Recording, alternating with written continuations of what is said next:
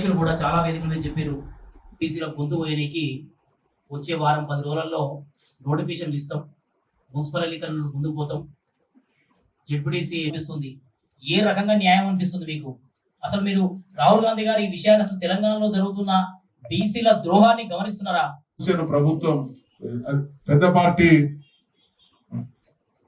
పరిష్కార అధికారంలోకి వస్తే గతంలో చేయాల్సినటువంటి నిర్ణయాలు చేయక బీసీలను మోసగిస్తే ఈసారి అధికారం ఇస్తే దిక్కున్న చోట చెప్పుకోమనేటువంటి పరిస్థితి ఉంటే రేవంత్ రెడ్డి గారు కాంగ్రెస్ పార్టీ పెద్దలారా, ఈ దేశ రవి అస్తమించని బ్రిటిష్ సామ్రాజ్యాన్ని పారదోలినటువంటి చరిత్ర మీ మెడలు వంచడం కూడా పెద్ద కష్టతరమైనటువంటి. తెలంగాణ రాష్ట్ర ఏర్పాటు సందర్భంగా కూడా దేశంలో ఉన్నటువంటి మెజారిటీ పార్టీలు ఈ రాష్ట్రంలో ఉన్నట్టే లేదు. మరి వీరు మాట ఇచ్చిన ప్రకారం కులగణన జరిగిన తర్వాత కూడా 2 సార్లు పార్లమెంట్ సమావేశాలు అయిపోయినాయి, 2 సార్లు అసెంబ్లీ అయిపోయినాయి. మరి ఇక్కడ కూడా తెలంగాణలో కూడా అసెంబ్లీ సమావేశాలు కూడా ముగిసిపోయినాయి. మరి మీరు ఏం చేశారు? ఆ 3,000 కోట్ల రూపాయల గురించి మాకు సాగు చూపించేసి, బీసీల నోర్లు మూపించేసి, మా నాయకులందరినీ గమ్మున మీరు మాట్లాడకుండా ఉండండి అని చెప్పేసి అని కొంతమందిని మీరు ఈరోజు సర్పంచ్ ఎన్నికలకు వెళ్ళినారు. దానిలో మీరు 23%లో 17% మీరు ఇచ్చినాయి, మాకు లెక్కలు వచ్చినాయి. మీ రిజర్వేషన్ ప్రకారం కూడా 23% మాకు ఇవ్వలేదు.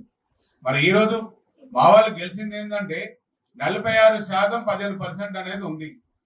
ఇక్కడ బాలకృష్ణ గారి అధ్యక్షతన మరి ఇక్కడ ఈ సర్వే రిపోర్ట్ లో 50% పైసీలకి ఈరోజు బీసీలు జనరల్ స్థానాల్లో కూడా గెలుస్తున్నారు. అంటే మీరు ఒక్కటే గుర్తుపెట్టుకోండి, మీరు ఎంత మమ్మల్ని తొక్కాలని చూసినా మేము రిజర్వేషన్లు ఉన్నా లేకున్నా మేము ఈరోజు సర్పంచులలో 50% మేము వచ్చినామంటే మీరు గుర్తుపెట్టుకోవాలి.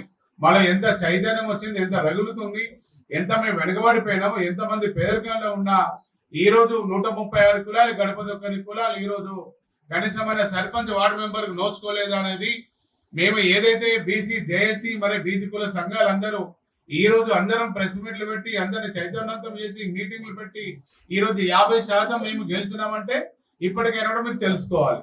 ఇప్పుడు మళ్ళీ మీరు అసెంబ్లీ అయిపోయింది, ఈ రోజు మళ్ళీ రేపు పొద్దున మీరు కూర్చొని ఏం చేస్తారు?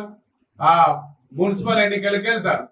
మళ్ళీ మున్సిపల్ ఎన్నికల్లో మీరు ఏమంటారు? మరి రిజర్వేషన్ అయితే ఇప్పుడు అమలు కాదు, మరి మేము సవరణ చేయలేకపోతున్నాం కాబట్టి మరి ఎలక్షన్ జరగాలని మీరు ఇస్తారు. మా వాళ్ళు బీసీలు కూడా ఏం చేస్తారు? మీరు ఇచ్చిన అయ్యకుండా కూడా మళ్ళీ మేము గెలవడం జరుగుతుంది.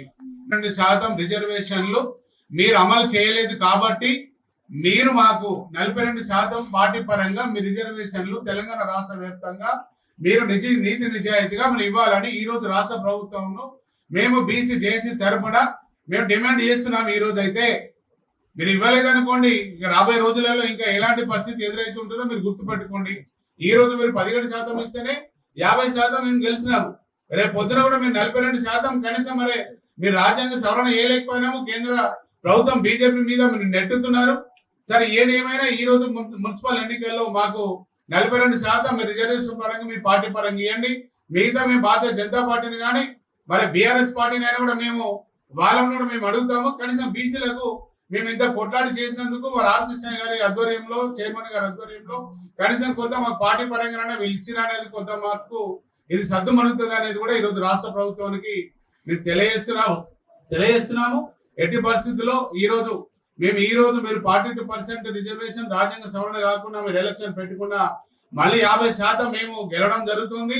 అన్ని పార్టీలలో ఉన్న బీసీలందరూ ఏకదాటిగా మేము గెలుస్తాము. తర్వాత రాబోయే రోజుల్లో మీరు ఎలాంటి పరిస్థితి మీరు ఎదుర్కొంటారనేది కూడా మీరు ఆలోచన చేసుకుని మరి అదంతా కావద్దు అనుకున్నట్టయితే 42% మాకు రిజర్వేషన్ మీరు సవరణ చేయలేకపోతున్నారు కాబట్టి పార్టీ పరంగా ఇవ్వాలని మేము డిమాండ్ చేస్తూ, మరి ఏదైతే ఈ 42% కాదు, ఈరోజు బీసీలలో 60% ఉన్న ఈ రోజు 136 కులాల్లో పేద విద్యార్థులు, ఎంతో మంది ఉద్యోగాలు లేని వారు, విద్యా అవకాశాలు రాని వారు ఎంతో మంది ఈ రోజు ఉన్నారు.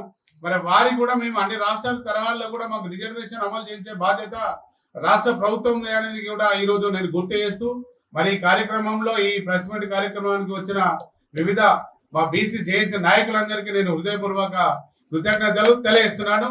జై బీసీ, జై జై బీసీ.